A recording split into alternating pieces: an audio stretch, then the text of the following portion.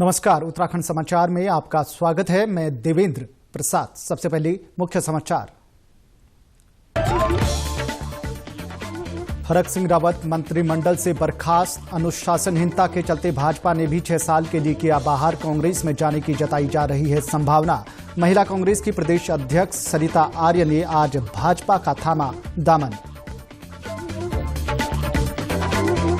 विधानसभा चुनाव के मद्देनजर राजनीतिक पार्टियों में शुरू हुआ आरोप प्रत्यारोप। भाजपा ने विकास कार्यों को गिनाए तो कांग्रेस ने भी किया पलटवार।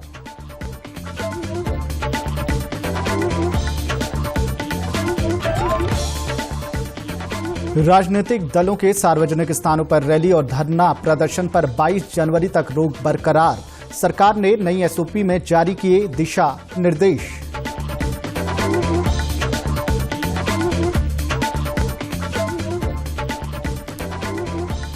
और कथक सम्राट पंडित बिरजू महाराज का निधन। राष्ट्रपति, उपराष्ट्रपति और प्रधानमंत्री ने शोक व्यक्त कर दी श्रद्धांजलि।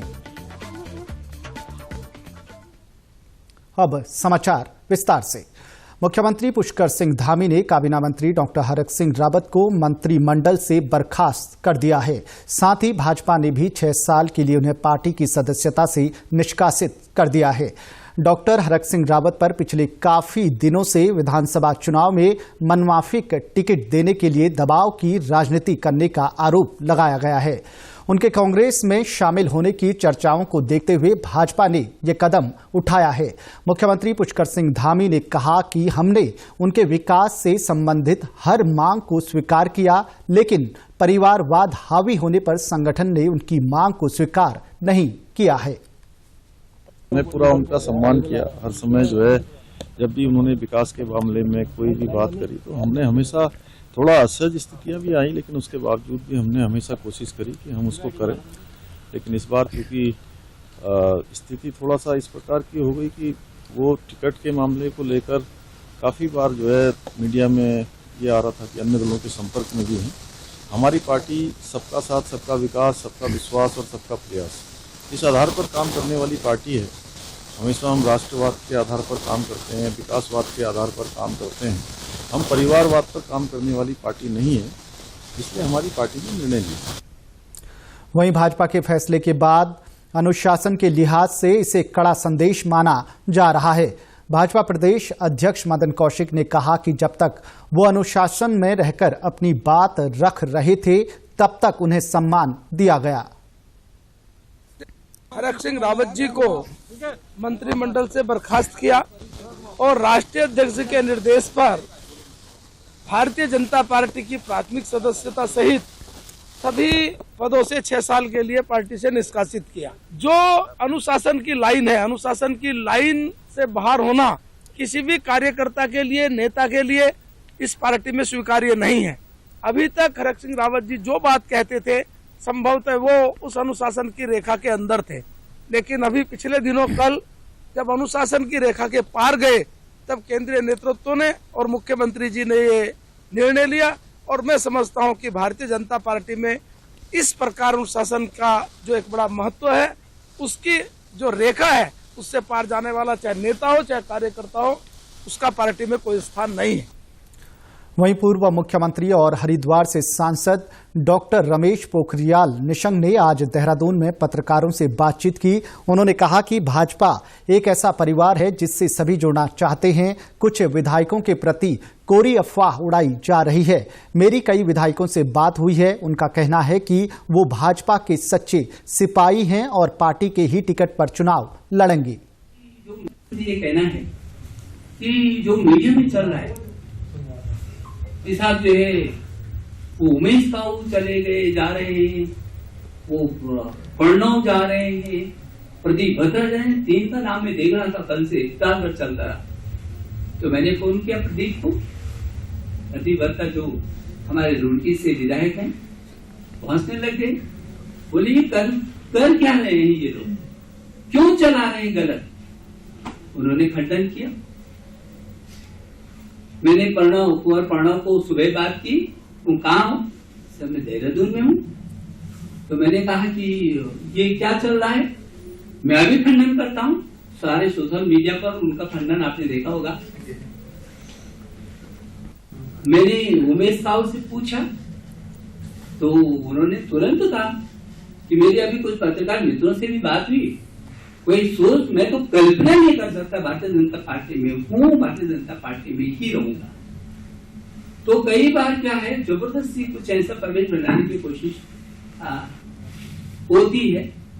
तो मैं सोचता हूँ कि हम इन छोटी बातों में कभी न उलझे हैं, न उलझना चाहते हैं, न उलझेंगे। हमारा लक्ष्य बड़ा है, 60 पार करने का है। इस प्रदेश का बच्चा भी भारतीय जनता पार्टी के साथ है। इस बीच कांग्रेस के नेता प्रीतम सिंह ने कहा है कि स्क्रीनिंग कमेटी की बैठक में कुछ नामों पर सहमति बनी है और प्रयास किया जा रहा है कि जीतने वाले प्रत्याशियों को टिकट दिया जाए। उन्होंने कहा कि दावेदार अधिक होने पर सभी में समन्वय बनाने का प्रयास किया जा रहा है। राज्य में विधानसभा चुनाव के मद्देनजर राजनीतिक पार्टियों में जोड़तोड़ की कवायद तेज हो गई है। इसी कड़ी में आज कांग्रेस की प्रदेश महिला अध्यक्ष सरिता आर्य ने भाजपा की सदस्यता ली। सरिता आर्य ने आज प्रदेश अध्यक्ष मदन कौशिक और मुख्यमंत्री पुष्कर सिंह धामी की उपस्थिति में भाजपा की सदस्यता ली। भारतीय जनता पार्टी और जिस प्रकार से प्रदेश में एक युवा मुख्यमंत्री के नेतृत्व में विकास का एक बहुत बड़ा कार्य, प्रधानमंत्री के मार्गदर्शन में उत्तराखंड राज्य में डबल इंजन की सरकार के कार्य, प्रधानमंत्री जी का देवभूमि के प्रति एक लगाव, इन सारी चीजों से प्रभावित होकर आज ये नेता भारतीय जनता पार्टी की सदस्यता ली है। मैं आपका भारतीय जनता पार्टी में हार्दिक स्वागत करता हूं, इस विश्वास के साथ कि आप भारतीय जनता पार्टी की रीति नीतियों को आगे बढ़ाते हुए और पार्टी को मजबूत करेंगे। निश्चित रूप से जिस क्षेत्र से आप एमएलए रही है उस क्षेत्र में भारतीय जनता पार्टी और अधिक मजबूत होगी। गौरतलब है कि सरिता आर्य नैनीताल विधानसभा सीट से पूर्व में विधायक रही हैं और उन्होंने 2017 में भी कांग्रेस पार्टी से चुनाव लड़ा था, लेकिन कुछ महीने पहले ही पूर्व कैबिनेट मंत्री यशपाल आर्य और उनके बेटे संजीव आर्य ने भाजपा छोड़कर कांग्रेस में घर वापसी की, जिसके बाद सरिता आर्य की विधानसभा नैनीताल में उनके टिकट कटने की चर्चाएं जोर पकड़ने लगी, क्योंकि संजीव आर्य ने साल 2017 में इसी विधानसभा सीट से चुनाव लड़ा था और जीत दर्ज की थी। वहीं आज भाजपा में शामिल होने के बाद सरिता आर्य ने कहा कि कांग्रेस में महिलाओं को सम्मानजनक प्रतिनिधित्व नहीं दिया जा रहा है। प्रियंका गांधी की लड़की हूं, लड़ सकती हूं का नारा खोखला है। जो एक प्रियंका गांधी जी का नारा था कि मैं महिला हूं, मैं लड़की हूं, मैं लड़ सकती हूं, उस नारे को भी इग्नोर कर महिलाओं को इग्नोर किया जा रहा है। पार्टी में टिकट नहीं दिए जा रहे हैं। तो मैंने आप ही लोगों के माध्यम से ये बातें पहुंचाई भी थी, लेकिन हम लोगों को इग्नोर की 20%, मैंने कहा 40% नहीं तो 20% टिकट दीजिए महिलाओं को। मैं महिलाओं का सम्मान नहीं कर पाई, मैं अपनी महिलाओं से माफी भी चाहती हूँ। कांग्रेस में देखिए, कांग्रेस ने मुझे टिकट भी दिया, सम्मान भी दिया, मैं उसका भी धन्यवाद करती हूँ। लेकिन आज भारतीय जनता पार्टी ने मेरे ऊपर विश्वास किया, मेरी भावनाओं को सुना और आप ही लोगों के माध्यम से तो मैं प्रदेश अध्यक्ष जी का और मुख्यमंत्री जी और शीर्ष नेतृत्व का आभार प्रकट करूंगी। वहीं उत्तराखंड महिला कांग्रेस अध्यक्ष और नैनीताल से पूर्व विधायक सरिता आर्य के भाजपा में शामिल होने के बाद कांग्रेस ने उन्हें सभी पदों से हटाते हुए पार्टी की प्राथमिक सदस्यता से 6 साल के लिए निष्कासित कर दिया है। महिला कांग्रेस की प्रदेश अध्यक्ष श्रीमती सरिता आर्य, जो हमारे पूर्व विधायक भी रही हैं और वर्तमान में महिला कांग्रेस की प्रदेश की अध्यक्षा हैं, पार्टी विरोधी गतिविधियों के आरोप में पार्टी ने गहन विचार विमर्श करने के बाद उनको पार्टी की प्राथमिक सदस्यता और महिला कांग्रेस की अध्यक्ष पद से मुक्त करते हुए पार्टी की प्राथमिक सदस्यता से 6 वर्ष के लिए निष्कासित किया जा रहा है। विधानसभा चुनाव के मद्देनजर राजनीतिक पार्टियों में आरोप प्रत्यारोप तेज हो गए हैं। शिक्षा मंत्री अरविंद पांडे ने आज भाजपा के जिला कार्यालय रुद्रपुर में पत्रकारों से बातचीत की। उन्होंने राज्य सरकार के 5 वर्षों को ऐतिहासिक करार दिया और शिक्षा के क्षेत्र में पिछली सरकारों की तुलना में अधिक कार्य होना बताया। विदेश में पहाड़ में दुर्गम क्षेत्रों में शिक्षक ना होने की वजह से हड़तालें होती थीं, उसको खत्म किया गया। विषयवार अध्यापकों की तैनाती की गई, शिक्षा की गुणवत्ता के लिए काम किया गया, जिसका प्रमाण है कि नीति आयोग ने उत्तराखंड को शिक्षा की गुणवत्ता के लिए चौथा स्थान दिया। मैं शिक्षक भाइयों को बधाई देता हूं। और अटल उत्कृष्ट विद्यालय हमने बनाए, एनसीईआरटी का पाठ्यक्रम लागू किया। वहीं कांग्रेस नेता सीपी शर्मा ने भाजपा के विकास को खोखला करार दिया है। उन्होंने कहा कि भाजपा ने प्रदेश में केवल मुख्यमंत्री बदलने का कार्य किया है। उन्होंने कहा कि चुनाव में प्रदेश की जनता भाजपा को सबक सिखाएगी। अब विकास की बात है कि 7.5 साल से तो दिल्ली में इनकी सरकार बैठी है और 5 साल में उत्तराखंड में जाने वाली सरकार है। तो 5 साल की उत्तराखंड की हम बात करें तो उत्तराखंड में मुख्यमंत्री बदलने के अलावा आज इसके अलावा और कोई काम इनकी झोली में नहीं जाता है। मुख्यमंत्री बदलते रहे, 4 साल एक मुख्यमंत्री को झेला, जब उससे मन भर गया भाजपा का, दूसरा मुख्यमंत्री लाए, उससे 1 महीने में मन भर गया, अब तीसरा मुख्यमंत्री लाए तो उससे तो अब ये 1.5 महीना जो 2-2.5 महीने मिले उससे यहां पे मन भर। कोरोना के बढ़ते केसों के बीच राज्य सरकार ने नई गाइडलाइन जारी की है। कोविड संक्रमण के चलते राजनीतिक दलों के सार्वजनिक स्थानों पर रैली और धरना प्रदर्शन पर भी 22 जनवरी तक रोक बरकरार रहेगी। राजनीतिक दलों के किसी भवन में होने वाले कार्यक्रमों में सभागार की क्षमता के 50% अथवा 300 लोगों तक जो भी कम होगा वही मान्य होगा। इसके साथ ही आंगनबाड़ी केंद्र और 12वीं कक्षा तक सभी शैक्षणिक संस्थानों को 22 जनवरी तक बंद रखने का निर्णय किया है।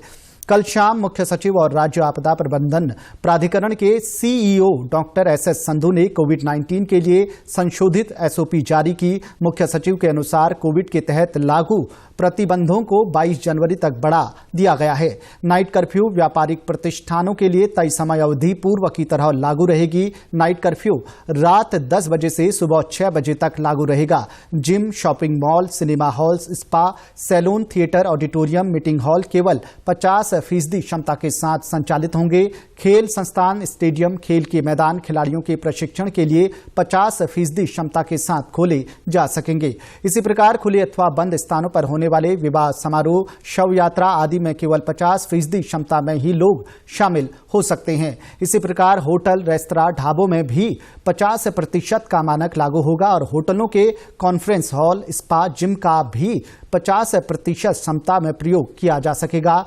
इन सभी में कोविड-19 के लिए तय मानकों का सख्ती से पालन करना होगा। उत्तराखंड में स्कूल 22 जनवरी तक बंद रहेंगे, लेकिन पढ़ाई पूर्व की तरह ऑनलाइन माध्यम से शुरू कर दी जाएगी। शिक्षा सचिव आर मीनाक्षी सुंदरम ने कहा कि सभी अधिकारियों को इस बाबत निर्देश दे दिए गए हैं। बोर्ड परीक्षाओं को देखते हुए शिक्षक छात्रों को ऑनलाइन माध्यम से नियमित रूप से तैयारी कराएं। देश में अब तक कोविड के नए वेरिएंट ओमिक्रॉन के कुल 8,209 मामले सामने आए हैं। ओमिक्रॉन के इन मामलों में कल से 6% से अधिक की वृद्धि हुई है। इनमें से 3,109 मरीज पहले ही ठीक हो चुके हैं। देश में 29 राज्यों और केंद्र शासित प्रदेशों में ओमिक्रॉन के मामले सामने आ चुके हैं। स्वास्थ्य मंत्रालय ने कहा है कि राष्ट्रव्यापी टीकाकरण अभियान के तहत देश में अब तक 157 करोड़ 20 लाख से अधिक कोविड रोधी टीके लगाए जा चुके हैं। मंत्रालय ने कहा है कि पिछले 24 घंटों में 39,46,000 से अधिक कोविड रोधी टीके लगाए गए हैं और 1,51,000 से अधिक रोगी ठीक हुए हैं। स्वस्थ होने की दर 94.27% है। देश में अब तक 3 करोड़ 52 लाख से अधिक कोविड संक्रमित मरीज ठीक हो चुके हैं। देश में कल 2,58,000 से अधिक लोगों में संक्रमण पाया गया। वर्तमान में 16,56,000 से अधिक सक्रिय मामले हैं। निर्वाचन आयोग के निर्देशानुसार आज हल्द्वानी के गोलापार स्थित national association for the blind नेव में अध्ययन कर रहे दिव्यांग छात्र छात्राओं को प्रशिक्षण दिया गया। जिला निर्वाचन की ओर से ईवीएम और वीवीपैट का प्रदर्शन व उसके उपयोग के विषय स्पर्श करवाकर दिव्यांगजन छात्र छात्राओं को प्रशिक्षण दिया गया। प्रशिक्षण के दौरान जिला निर्वाचन की ओर से बताया कि भारत निर्वाचन आयोग द्वारा प्रश्न विद डिसेबिलिटीज ऐप को लॉन्च किया गया है, जिसका उद्देश्य दिव्यांगजनों की मतदान में भागीदारी बढ़ाना, दिव्यांगजनों को मतदान हेतु प्रोत्साहित करना और उनको सुगम निर्वाचन हेतु 100% संपूर्ण सुविधाएं एवं मदद उपलब्ध कराना है। उन्होंने बताया कि ऐप के माध्यम से दिव्यांगजन ऑनलाइन दिव्यांग मतदाता पंजीकरण हेतु आवेदन और व्हीलचेयर हेतु बुकिंग कर सकते हैं। विधानसभा निर्वाचन को लेकर स्वीप टीम द्वारा लोगों को मतदान के लिए लगातार जागरूक किया जा रहा है। चुनाव आयोग द्वारा दिव्यांगजनों और 80 वर्ष से अधिक आयु वर्ग के मतदाताओं को बैलेट पेपर के माध्यम से वोट देने की सुविधा की जानकारी भी स्वीप टीम द्वारा दी जा रही है। इसी कड़ी में प्रसिद्ध पर्यटक स्थल चोपता में जनपद आइकन सदस्य लखपत राणा ने स्थानीय उद्यमियों, व्यवसायियों और आमजन को विधानसभा निर्वाचन में मतदान करने के लिए जागरूक करते हुए शपथ दिलाई जा रही है। साथ ही जन सामान्य को कोरोना से बचाव के उपाय और कोरोना गाइडलाइन की जानकारी भी दी जा रही है। गौरतलब है कि केदारनाथ क्षेत्र के अंतर्गत ऊखी मठ के कई गांवों में बर्फ जमी है। इसके बावजूद स्वीप टीम द्वारा गांव-गांव में जाकर ग्रामीणों को मतदान हेतु प्रेरित करने का काम किया जा रहा है।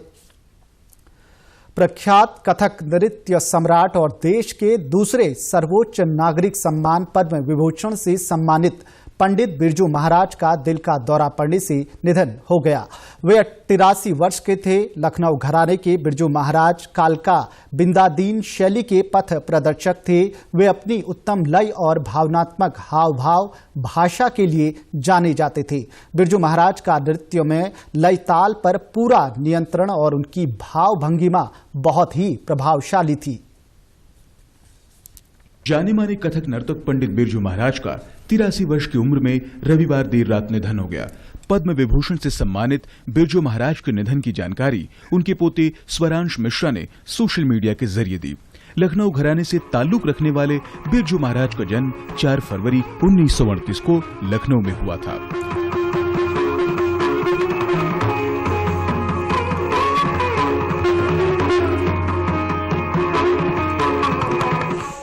इनका असली नाम पंडित ब्रिजमोहन मिश्र था। ये कथक नर्तक होने के साथ साथ शास्त्रीय गायक भी थे।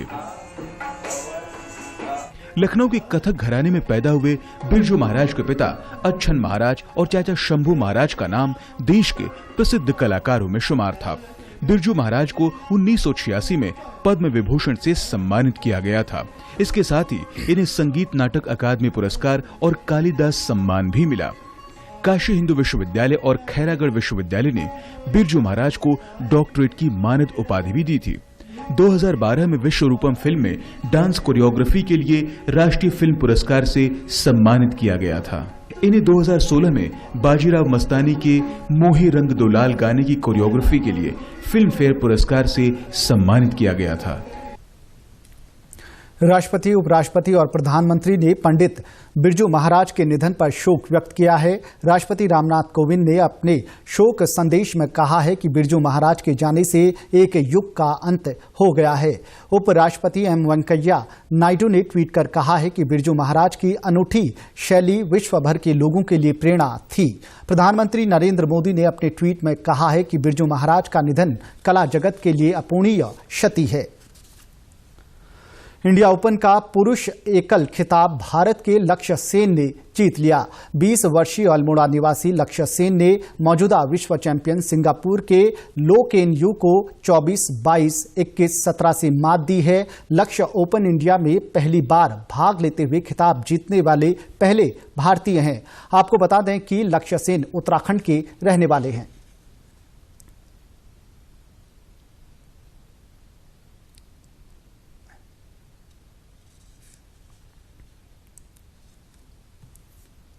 इसी के साथ समाचार समाप्त हुए।